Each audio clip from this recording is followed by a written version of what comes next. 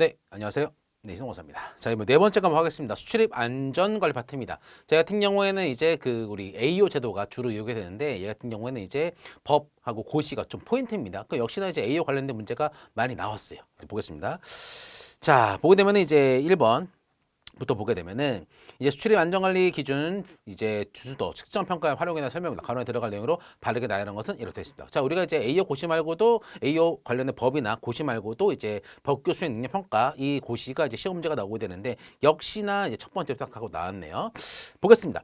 자, 관세 승장은 수출입 AO 업체로 공인받기 위한 신청 여부 관계없이 그러니까 AO를 공인받지 않는다 하더라도 모든 이제 물류 관련 업체 같은 경우에는 세관에서 법규 수행 능력 평가를 하게 됩니다. 요거를 자, 수출품의 제조 운송, 통관 등 무역 관련된 자주 대통령 정관자를 대상으로 관세법 255조 2항 1항에 따른 법규 준수도죠. 법규 준수도, 법규 준수도를 평가한다는 것이죠. 요거에 대해서 뭐 한다?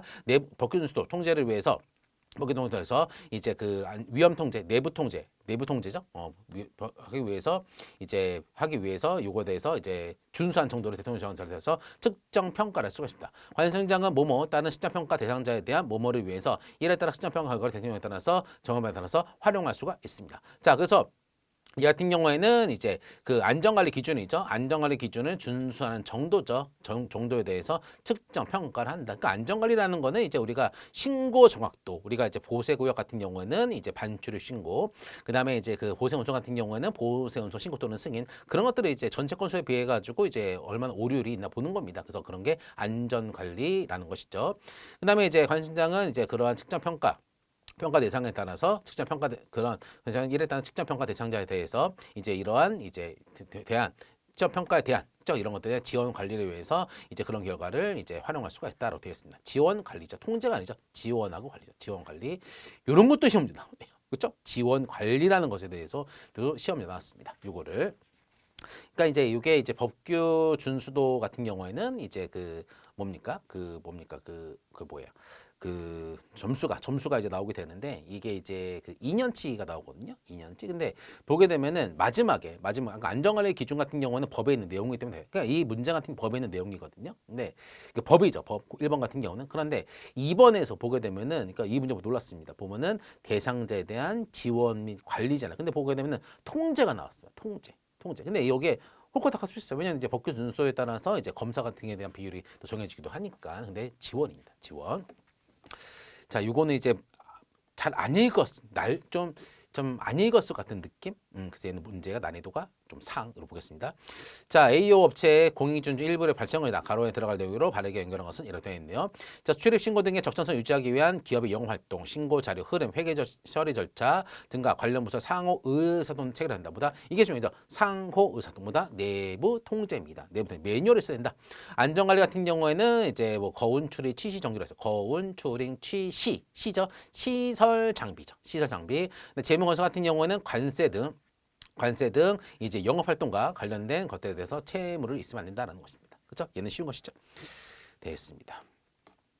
자, 그다음에 이제 3번 보시면은 이제 공인전 교육입니다. 자, AO 받기 위해서 공인을 받아요. 저도 이제 받았거든요. 저희 법인도 이제 AO 받았는데 2년 전에 공인 받아요. 그리고 이제 공인 후에도 2년에 한 번씩 또 받아야 됩니다. 공인의 교육을. 자, 공인전 교육이 아닌 것은 얘는 이제 별표가 나왔네요. 자, 보게 되면은 이제 아닌 것은 것이죠. 자, 무역 안전과 공인 전입니다. 공인 후랑 달라요. 자, 무역 안전과 관련된 것들. 뭐 나라 국제기본 국내 제도, 자, AO는 무엇인가? 그다음에 이제 공인 기준에 대한 세부 내용들. 근데 공인 기준에 대한 세부 내용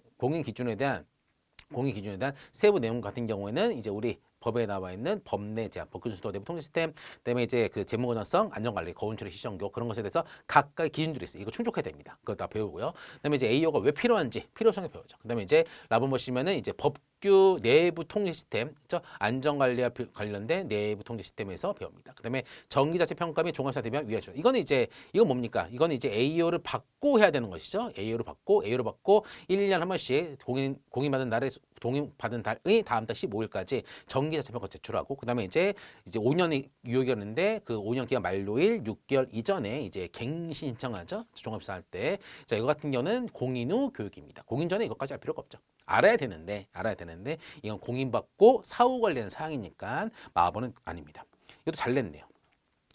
자, AO 관리 책임자 공인 후 교육에 대한 설명이다. 간호 들어갈 내용으로 이제 바르게다 이런 것은 이라고 되어 있습니다. 그래서 공인 후 교육 같은 경우에는 이제 매 2년마다 원래 1년마다 하는데 바뀌었어요. 1년마다 하는데 2년 바뀌었어요. 너무 좋습니다. 저도 이제 2년마다 가야 되는데 2년마다 총괄 책임자는 이제 4시간 우리 임원분들 4시간 수출 관리 책임자 같은 경우에는 이제 8시간 이상 받아야 됩니다. 그렇죠? 공인일자 기준으로 1년 이내 받아야 됩니다. 처음 교육 같은 경우는 다만 관리 책임자 변경된 경우는 변경단으로부터 180일 이내 이제 해야 됩니다.